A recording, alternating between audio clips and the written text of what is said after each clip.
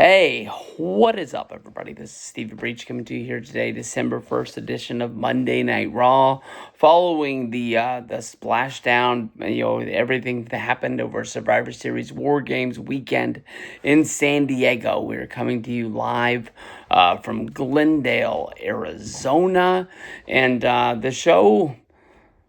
The show was all about the WWE Women's Tag Team titles. I can't think honestly since Sasha Banks and Bayley were given these titles. I think that was around the time of the women's revolution, and they were doing the first ever Evolution pay-per-view. Um, I don't think they've ever made this much of a fuss about the tag titles, but we've got four teams in the hunt for the Kabuki Warriors tag titles. And there was one thing that happened kind of later on in the show that I got to give my props to Liv Morgan when it comes up. I could not believe, with all the emphasis in the world on the tag titles, it doesn't seem like anybody is focused on your women's champion, Stephanie Vakir. But the show opened with Io Sky and Rhea Ripley coming down to the ring and basically saying that they wanted to jump in line and get a tag title shot against the Kabuki Warriors after they defeated them at Survivor Series War Games in the War Games match, which would bring out Charlotte Flair and Alexa Bliss, saying that they have not been given a rematch since losing the titles, which is what set up the actual War Games match, and they want to go to the front of the line. And we actually saw some bickering back and forth between the four women that just teamed up at War Games 2 days ago.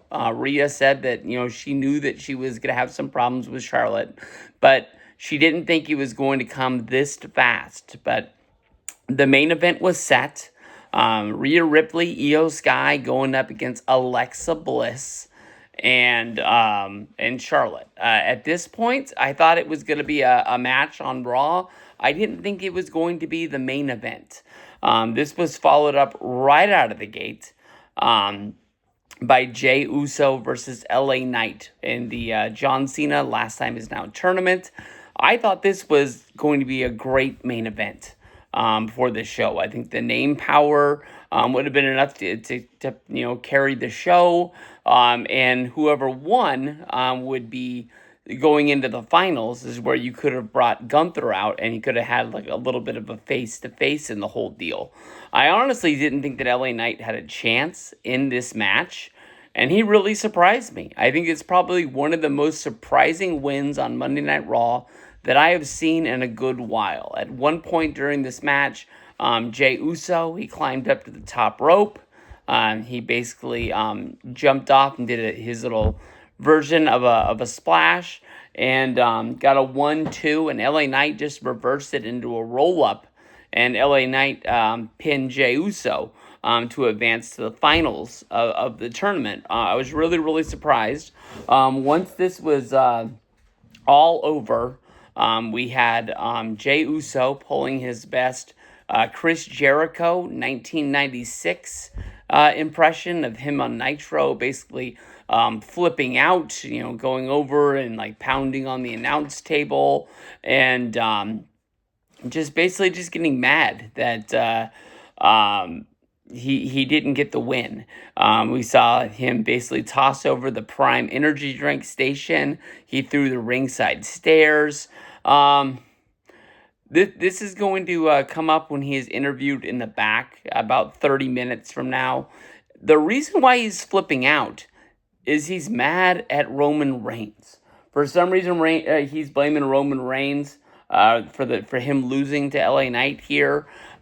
He says that when Roman Reigns was in the ring and he was talking to Cody Rhodes and CM Punk last week on Raw, he was saying that the belt looked better on his shoulder. He didn't say anything about the belt on Jey Uso's shoulder, and I think he's taking it as a slight that, in the bloodline sort of faction, he's not as high on the card as Roman Reigns is.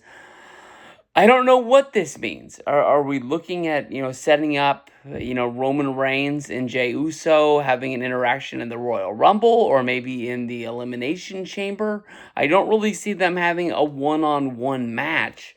Um, but anything can happen, and it's kind of one of those things that I'm looking forward to seeing, like, where they're going to go with this storyline. If it's just going to get dropped, I really want to see Roman a lot.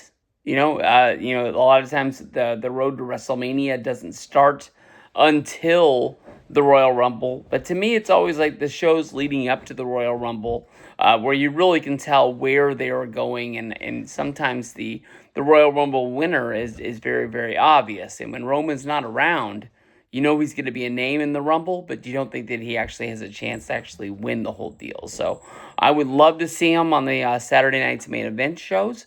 There's going to be one in December in 2 weeks. There's going to be one in January. And those are going to be big shows. And I think it would be awesome if Roman actually was there. We then come to the ring and we see Dominic come out with all of the members of Judgment Day. We've got Finn Balor, we've got Roxanne Perez, we got Raquel Rodriguez, we've got JD McDonough out there. And basically the whole thing is to put over Dominic Mysterio as one of the greatest wrestlers of all time for defeating John Cena. They bring out Liv Morgan, who gets a huge response. I don't know what they're doing with Liv. If they just want to portray her as being like batshit crazy and not being able to be trusted. She slapped Dom again. I understand the way I took it in the Cena match when she came running out is that, like, she was mad at Dom, so she slapped him. People would put it together that maybe she thought Dom and Roxanne were getting together or something like that, or maybe she was mad that he didn't call enough, or anything like that. You could have made up your own kind of little storyline that they would have patched together. But that's what made Cena drop his defenses to where she could jump into his arms, which then set up her, kicking Cena in the crotch, which was enabling Dom to get the win. But immediately before jumping into his arms, she slapped him again, which makes me think with the end of this show, if I don't come back to it, is something going on that Liv knows about, and it's all a part of a plan that we haven't seen exposed yet, and there's more to this Liv return that, she might be bad, but she might be better than we thought, if that makes sense. Or she gets to be turning on this group and flushing the whole thing down the drain, and that's her plan, is to find a way to have Dom lose his Intercontinental Championship once again, and then basically flush away the Judgment Day once and for all. But at the end of the show, it's not what I thought was going on. Dragon Lee and AJ Styles put the titles on the line against the New Day. I really thought the New Day were going to get the win here because Dragon Lee and AJ Styles had proclaimed themselves to Austin Pierce that they wanted to be fighting champions. That didn't happen. I think this is the first time they put the titles on the line since winning them. And, they got the win here. Immediately went into the back with Austin Pierce and said they wanted to have a match next week. And they're going to be taking on the War Raiders. So maybe something was going on with one or the other of them. And now they're good to go. So we're going to have fighting champions. But we'll see what's going down. We had the Vision come down. I guess Logan Paul is just in the Vision now because he was inside of the ring with Braun Breaker and Bronson Reed. He didn't really have anything to do with what happened inside of this promo. It was all for Paul Heyman, basically, to portray that on January 5th, Monday Night Raw, Braun Breaker is going to get a shot at CM Punk's World Heavyweight Championship. Braun delivered pretty much, I would almost say he fell onto like a shoot-style promo, basically bringing up something that happened in the back after WrestleMania 41, where Punk came up and gave Braun Breaker a big hug after his Intercontinental Championship match and said now he's going to go out there and cut a promo so he can run with the big dogs. And he basically was saying, like, this is me cutting my promo on you, and I'm ready to run. It was probably one of Braun Breaker's best promos. When it comes down to his ring work and what goes on inside of the ring, Braun's pretty damn good. But him on the mic has always been kind of crazy. Not to the crazy of like Scott Steinerish, his uncle, but it's I think it's more with the delivery than anything else. And they're just going to have to get used to him doing his promos and being able to say the things that, is common to him instead of having him road for them. And I think it's going to work out. The more trust they gain in Braun, I think the better the character is going to be. We saw our second semifinals match with Gunther and Solo Sikoa. I'll say this much right out of the gate. Gunther got the win, but I think it was one of Solo Sikoa's best matches. He was going up against somebody that was bigger than him. If you remember when he was in the Money in the Bank, and he was really starting to portray more of a comic book style character of a heel who's getting beat on, who's gonna like comically tell you how he's getting hit. There was one point when they were ducking off to go to a commercial when Solo Sikoa ran out of the ring and he pretty much cowered it up against the rails, and he just had these eyes like, I don't know what I'm gonna do. The guy's just too big. The guy's just too strong. I'm out. He didn't have to tell you, but you knew he was out of his element. He was not going to win this match. He didn't know what he was going to do. But at one point, his brother got involved in the match. The ref ended up actually catching them. And during the time, the ref was like, hey, that's enough. Gunther took out the big man with a kick like a mule kick to the balls, like the back, when you like kick behind you, I guess. And then he took out Solo, banged his hand on the ring, and then I'm pretty sure this was a match that ended with the sleeper. I honestly thought it was a really good match, and I will tip my hat to Solo Sikoa and honestly say it was one of his best matches. Once Gunther was celebrating in the ring, LA Knight made his way down to the ring. We had a little bit of a face-to-face where LA Knight said the finals are going to be held on SmackDown this week. So that's honestly a really big match. So next Monday, we'll be getting a promo from whoever the winner is, setting this match up for Saturday night's main event that week. And I'm guessing right now it's gonna be Gunther. Next week is gonna be also Rey Mysterio versus Finn Balor. But once we were in the back and getting some sort of a promo from Rey Mysterio, he was interrupted by Logan Paul. Logan Paul and Rey Mysterio basically had to be separated. So I'm guessing Rey versus Logan Paul is a match that we're going to see in the future. My guess is probably going to be a Saturday night's main event match.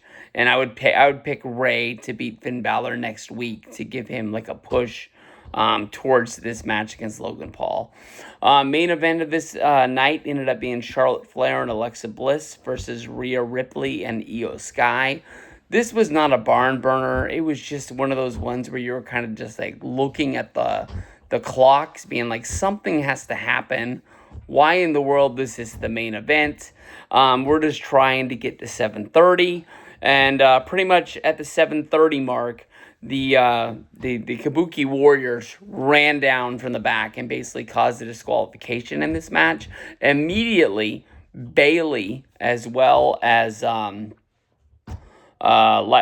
Valkyrie come running down. They want to be in the tag title picture. So now we've got 3 teams gunning after the Kabuki Warriors. They come down. They ended up breaking this whole thing up. At one point, Asuka came up to Bayley and was blaming her for the fact that they lost War Games. You're going to tell me that you lost this because you added Becky Lynch to your team instead of Bayley.